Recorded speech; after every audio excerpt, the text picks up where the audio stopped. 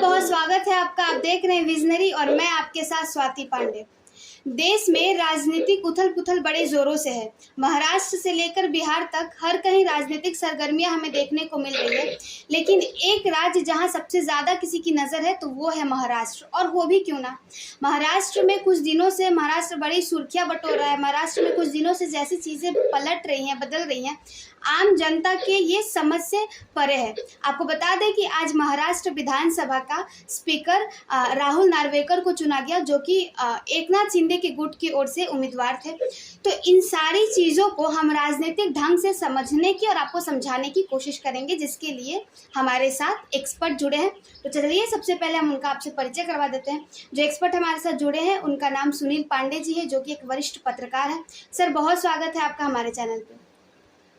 नमस्कार सर, एक सवाल जो कि महाराष्ट्र की जनता और चाहे कह ले और भी जो लोग पॉलिटिक्स महाराष्ट्र के राजनीति को देख रहे हैं, उन्हें यही एक सवाल है जो इन 2 दिनों में काफ़ी लोगों के मन में है कि महाराष्ट्र में बृहस्पतिवार को जो भी कुछ हुआ, आधे दिन तक बताया जा रहा था कि देवेंद्र फडणवीस को ही सीएम चुना जाएगा, लेकिन अचानक एक प्रेस कॉन्फ्रेंस होता है जिसमें ये बताया जाता है कि एकनाथ शिंदे जो हैं वो महाराष्ट्र के मुख्यमंत्री के तौर पर बनाए जाएंगे।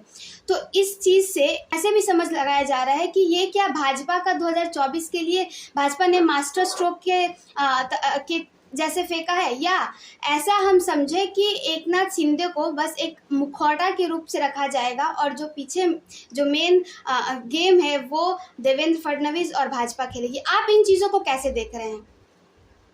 पहली बात स्वाति कि देवेंद्र फडणवीस मुख्यमंत्री बनेंगे, ये हमारे आपके दिमाग में हो सकता है, पत्रकारों के दिमाग में हो सकता है, राजनेताओं के दिमाग में हो सकता है। भाजपा ने ये सारी गतिविधियों से पहले ऐसी कोई घोषणा नहीं की थी कि देवेंद्र फडणवीस महाराष्ट्र के सीएम बनेंगे। पहली बात तो ये पार्टीगत नीति है और इस नीति को लेकर हम आप आकलन कर रहे थे। हमारे और आपके जैसे सैकड़ों लोग आकलन कर रहे थे, अपनी सूझबूझ के अनुसार इसकी व्याख्या कर रहे थे। तो हमारे आपके सूझबूझ और हमारी आपके व्याख्या से राजनीति नहीं चलती। पार्टी की अपनी समझ, सोच और रणनीति होती है और उसके तहत वो अपना निर्णय लेती है। भाजपा देश की सबसे बड़ी पार्टी रही, विश्व की सबसे बड़ी राजनीतिक पार्टी है। इस बात से आप सहमत हैं? और लगे हाथ उसके जो नीति निर्धारक लोग हैं वो कई स्तर पर फिल्टर होके चीजों को अमली जामा पहनाते हैं। महाराष्ट्र को लेकर पिछली बार भी एक बड़ी भूल हुई थी। पिछले विधानसभा चुनाव में जो कुछ दिनों के लिए, 1-2 दिनों के लिए देवेंद्र फडणवीस सीएम बने, उसमें नाक कटी थी भाजपा की। तो ये सारे मुद्दों को, इन सारे बिंदुओं को सोचा समझा और परखा गया भाजपा के तरफ से, और ये बहुत नपा-तुला निर्णय था कि देवेंद्र फडणवीस सीएम नहीं बनेंगे। एकनाथ शिंदे जो शिव सैनिक घटक दल के नेता बन के वहां आए थे, उनको यह जिम्मेदारी दी गई कि वो सीएम बनेंगे। लेकिन लगे हाथ देवेंद्र फडणवीस का यह निर्णय नहीं था कि वो डिप्टी सीएम बनेंगे। वो सरकार के बाहर रहते और अपने सूझबूझ के अनुसार पार्टी के अनुरूप काम करते। यह निर्णय शीर्ष पर बैठे भाजपा के शीर्ष पर, भाजपा पार्टी के शीर्ष पर बैठे लोगों का निर्णय था। मसलन उनके अध्यक्ष, राष्ट्रीय अध्यक्ष जेपी नड्डा जी का और अमित शाह जी का। अब इसके पीछे कारण क्या था, आप ये जानना चाहती हैं, तो बड़ी सूझबूझ वाली निर्णय ये है कि शिवसेना टूटकर यहाँ भाजपा में मिलेगी या न मिलेगी अलग बात है, लेकिन उसी घटक ने सरकार को अपदस्थ करने में बड़ी भूमिका निभाई। एकनाथ शिंदे हटे वहां से तब तो ऐसी परिस्थिति बनी। पहली बात तो जाहिर है कि भाजपा का टकराव शिवसेना के साथ होता यदि देवेंद्र फडणवीस मुख्यमंत्री बनते। अब स्थिति क्या है, शिव सैनिकों के साथ ही लड़ना है। यदि एकनाथ शिंदे अभी सीएम है तो उनकी जवाबदेही होगी कि जो दूसरे पक्ष के शिव सैनिक हैं, जो उद्धव ठाकरे के साथ है, या आप कह सकती हैं आज तक अभी के डेट में कि जो मूल पार्टी है उसके विपक्ष, उसको लेकर वो उसके काट क्या तैयार करते हैं, कैसे उसको फेस करेंगे। ये बड़ा निर्णय, भाजपा इससे बच गई। दूसरी महत्वपूर्ण बात, 40 विधायक जो इनके साथ, शिंदे के साथ एक घटक के रूप में आए हैं, उनकी मान्यता अभी तक नहीं मिली। सुप्रीम कोर्ट में वो मामला है, 11 या 14 जुलाई को शायद उस पर निर्णय आने वाला है। ये निर्णय अमूमन इनके पक्ष में ही जाएगा, क्योंकि दल बदल विधेयक जो है इस पे लागू नहीं होता है। लेकिन कोर्ट इस परिस्थिति को किस तरह से व्याख्यापित करती है, ये देखने वाली बात है। तो यदि मान लीजिए, इसको ऐसे मान के आप कल्पना कीजिए कि यदि इनके विपरीत जाता है यह निर्णय, ये घटक को मान्यता नहीं मिलती है और इनकी सदस्यता चली जाती है, तो सरकार चली जाएगी। तो इसमें भद किसकी पिटेगी? एकनाथ शिंदे वाले गुट के शिव सैनिकों की। भाजपा यहाँ बच जाएगी। तो ये बहुत नफी-तौली और बहुत सूझबूझ वाली निर्णय है कि जीत हुई तो भाजपा की जीत होगी, हार होगी तो निश्चित तौर पे शिव सैनिक की ही होगी। और दोनों पक्ष में शिव सैनिक भी हैं। ये भाजपा की स्थिति है कि गुड़ खाए गुलगुला से परहेज नहीं है।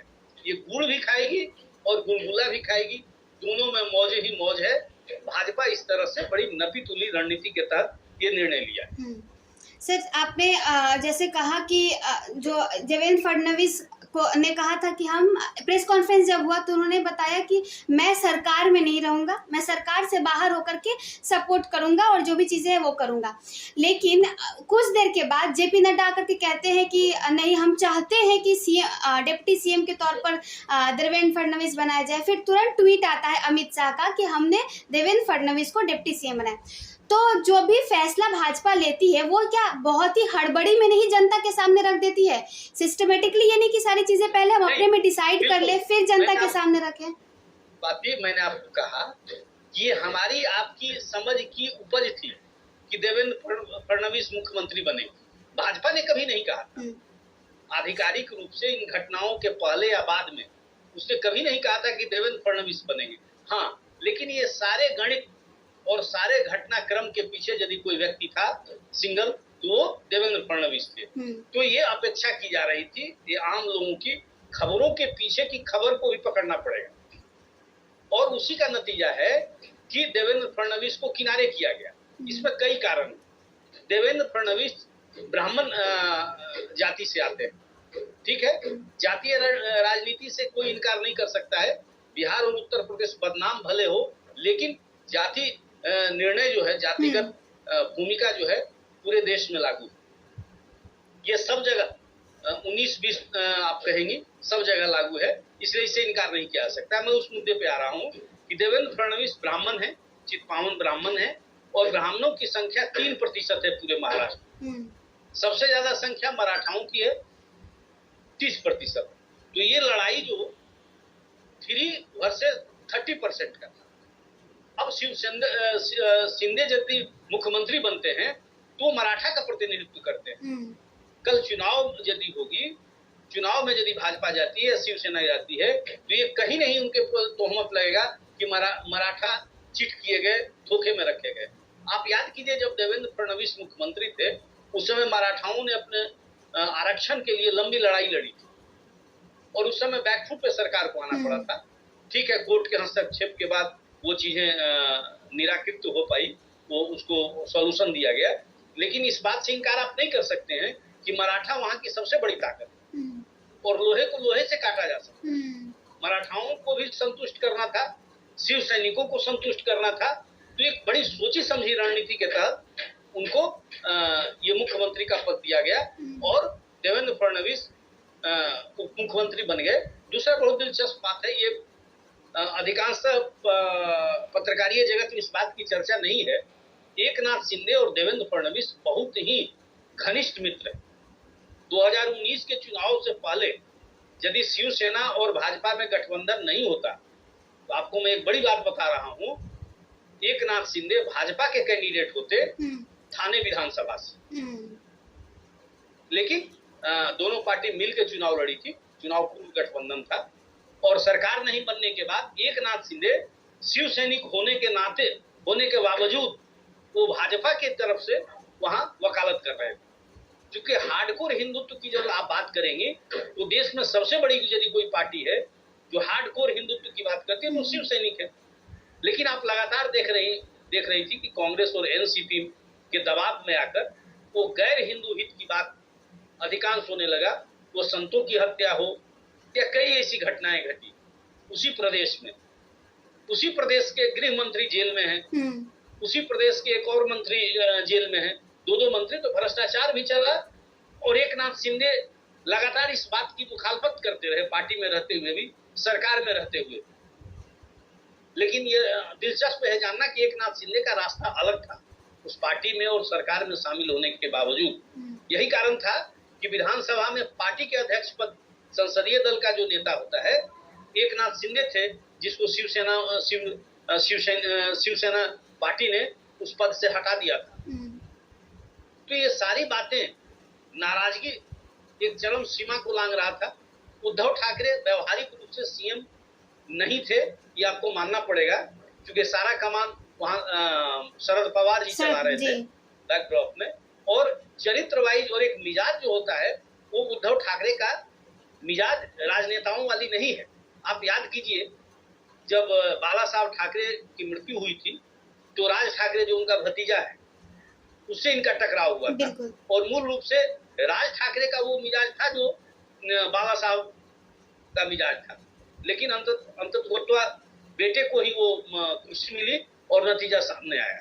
तो बहुत प्रखर, बहुत सक्रिय राजनीति के सेवक नहीं माने जाते हैं उद्धव ठाकरे। नतीजा सामने है, उनकी नाराजगी पार्टी में भी है। तो इन सारे कारणों, सारे वजहों को यदि आप देखेंगे तो भाजपा ने एक बहुत लंबी छलांग, बहुत सधा पत्ता खेला है राजनीति। हिंदुत्व की बात जब हुई तो हम कहते हैं कि शिवसेना ही, और है ही ऐसा कि शिवसेना को नंबर 1 पार्टी मानी जाती है हिंदुत्व के लिए। और अब ये जो चीज़ हुआ, जो एकनाथ शिंदे को सीएम बना करके भाजपा ने ये एक नैरेटिव सेट कर दिया कि अगर शिवसेना अगर पहली पार्टी हिंदुत्व के लिए, तो भाजपा दूसरी पार्टी है जो हिंदुत्व को ही सपोर्ट करती है। उन्हें सत्ता की कोई लालच नहीं है, उन्हें हिंदुत्व उनके लिए ज़्यादा प्रिय है। और इधर ये भी देखना था कि फडणवीस कहीं नाराज ना हो जाए, इसलिए ऐसा क्यों किया गया कि सिर्फ देवेंद्र फडणवीस को ही डिप्टी सीएम बनाया गया। क्यों देवेंद्र फडणवीस के नीचे जो उनके बी और सी ग्रेड के जो नेता थे, उन्हें क्यों नहीं डिप्टी सीएम बनाया गया? क्या ऐसा क्या कि देवेंद्र फडणवीस खुश रहे, इसलिए देवेंद्र फडणवीस को भी पकड़ा दिया कि चलिए आप डिप्टी सीएम बन जाइए? देखिए, इसके कई वजह हो सकते हैं। अब अंदरूनी जो मुझे लगती थी, ये रणनीति का हिस्सा है कि सरकार में डिप्टी सीएम रहते हुए भी वो सीएम से कमतर नहीं। मैंने आपको कहा कि एकनाथ शिंदे और देवेंद्र फडणवीस बहुत अच्छे मित्र हैं, तो जाहिर है कि दोनों सधे हुए और अपने संबंध को बनाए रखते हुए शासन चलाएंगे। तो मोटे तौर पर ये नहीं मानना चाहिए। दूसरी बात कि पहली दफा महाराष्ट्र में नहीं हुआ है कि कोई सीएम रहा हो, दूसरी बार वो डिप्टी सीएम या कोई साधारण मंत्री। तीसरी घटना है। आप जब इसके इतिहास में जाएंगे तो 3 ऐसे लोग हैं जो सीएम रहे और बाद के दिनों में मंत्री रहे। डिप्टी सीएम कोई पद नहीं होता है, आपको भी पता होना चाहिए, मंत्री है वो सिर्फ। तो ऐसी तीसरी बार ये घटना है, चौथी बार ये घटना घटी है। ये बहुत ही, और इसके पीछे देखिए, यदि ये निर्णय लिया गया और इस निर्णय को देवेंद्र फडणवीस ने स्वीकार किया है, तो इसके बहुत दूरगामी परिणाम। इनका ये त्याग राष्ट्रीय स्तर पर इनको स्थापित करने के लिए काफी है। और मैं आपको एक बात और बता दूं कि दूसरे श्रेणी के जो नेता हैं, सेकंड जनरेशन के नेता हैं, जो लीडरशिप है भारतीय जनता पार्टी में, उसमें उनका नाम कई लोगों से आगे चल रहा है। आने वाले समय में वो केंद्रीय नेतृत्व में शामिल हो, इसे इनकार आप नहीं कर सकती। संभव है कि अगला चुनाव जो भाजपा इनके नेतृत्व में लड़े महाराष्ट्र में और ये मुख्यमंत्री बने, और उसके बाद का इनका जो उड़ान होगा वो दिल्ली के लिए उड़ान होगी। बहुत गैर वाजिब नहीं होगा ये कहना कि भाजपा के कुछ सेकेंड लाइन के नेताओं में यदि प्रधानमंत्री पद का कोई दावेदार है तो उसमें एक देवेंद्र फडणवीस भी आते हैं। तो इन्होंने कुछ खोया नहीं है। ठीक है, आपको लग सकता है कि पहले सीएम थे, डिप्टी सीएम हो गए, और ये देश में पहली बार नहीं हुआ, महाराष्ट्र में चौथी बार है। तो आप 2 कदम पीछे हट के 4 कदम यदि आगे निकलते हो तो ये निर्णय गलत नहीं कहा जा सकता है। ये बहुत महत्वपूर्ण निर्णय है। तो ये पूरे परिप्रेक्ष्य में इसको समझने की जरूरत है। अच्छा सर, अगली लड़ाई है भाजपा की, हम बहुत बड़ी लड़ाई 2024 में दिखेगी, 2024 के चुनाव। तो और विपक्ष एक ऐसी इल्ज़ाम लगा रही है, ऑपरेशन लोटस उन्होंने नाम दिया है कि जो भाजपा है वो हर पार्टियों में सेंधमारी करके लोगों को बागी बना दे रही है, और 2024 के लिए ये ऑपरेशन लोटस है भाजपा का। तो क्या ये ऑपरेशन लोटस वाकई महाराष्ट्र के बाद हम झारखंड, राजस्थान जैसे जगहों पे देखेंगे? और आखिर ये ऑपरेशन लोटस है क्या, जैसा जो विपक्ष इल्जाम लगा रहे हैं? ये ऑपरेशन लोटस मध्य प्रदेश तक तो ठीक था, आप ये कह सकती थी कि उनका इंटेंशन था सत्ता पाने के लिए। लेकिन ये जब चुनाव परिणाम आया था उस समय भाजपा ही सबसे बड़ी पार्टी थी, आज भी सबसे बड़ी पार्टी है। तो इस समय आज जो ये मुख्यमंत्री बने एकनाथ शिंदे या देवेंद्र फडणवीस नहीं बन पाए, तो ये बीजेपी किसी खास रणनीति के शिकार हो गई थी। आपको मालूम होगा कि सबसे बड़ी पार्टी होने के बावजूद इनको मुख्यमंत्री का पद नहीं मिला या सत्ता से फिर बाहर आना पड़ा। तो ये ऑपरेशन लोटस आप कह सकती है, लेकिन ऑपरेशन लोटस के बाद उन्होंने क्या पाया? अपना हक पाया है। रही बात छत्तीसगढ़, राजस्थान और झारखंड की, तो ये ऐसे प्रदेश हैं जहां कांग्रेस बहुत ज्यादा मजबूत नहीं। राजस्थान की बात आप करें, कांग्रेस वहां ठीक है, लेकिन जिस दिन से सरकार बनी है कांग्रेस खुद अपने अंतर कलह से परेशान। जी। तो जाहिर है आप अंतर कलह करेंगे तो इसका फायदा भाजपा तो है ही। यहाँ तो सब लोग राजनीति करने के लिए बैठा है। राजनीति करने का अल्टीमेट मसला क्या है? सत्ता। तो करेगा ही, भाजपा उसमें क्यों पीछे चली जाएगी? लेकिन झारखंड है, झारखंड में कांग्रेस एक हिस्सेदार है सरकार, हेमंत सोरेन उसके मुखिया है, वहां गठबंधन की सरकार है और लगातार आरोप प्रत्यारोप चल रहा है। संभव है कि वहां भी सरकार गिर जाए, लेकिन सरकार गिरेगी और सत्ता भाजपा के पक्ष में आएगी ये जरूरी नहीं। हो सकता है वहां पुनर्चुनाव करा दिया है, मध्यावधि चुनाव करा दिया है। तो एक ही चीज को सब प्रदेशों में लागू न किया जाए, उसको एक ही कारण ऐनक से नहीं देखा जाए, ये कांग्रेस की भूल है। और रही बात कि 2024 तो दूर है, इस गठबंधन को सबसे बड़ी चुनौती वहां के स्थानीय चुनाव को लेकर है। एकनाथ शिंदे की पहली परीक्षा वहां के स्थानीय चुनाव को लेकर है, जो कि बहुत बड़ा चुनाव वहां माना जाता है। अभी लोकल बॉडी जिसको वहां कहा जाता है, लोकल बॉडीज का चुनाव है और वहां लोकल बॉडीज में शिवसैनिक बड़े मजबूत कंडीशन है। आप एक बात और ध्यान रखिए, सरकार भले एकनाथ शिंदे तोड़ पाए, लेकिन संगठन में अभी भी उद्धव ठाकरे की बहुत बड़ी पकड़ है। मातोश्री का बहुत बड़ा वहां कद्र है आम लोगों में, आम सैनिकों के बीच। इसीलिए इनको सीएम भी बनाया गया है कि सीएम बनते हुए शिव सैनिक को जितना तोड़ सके, जितना कमजोर सके, भाजपा का एक लक्ष्य यह भी। उम्मीद करता हूं कि आप पूरे तस्वीर को समझ पाए होंगे, या हमारी बातों से दर्शक समझ पाएंगे इन चीजों को, कि महाराष्ट्र में क्यों और कैसे खेल।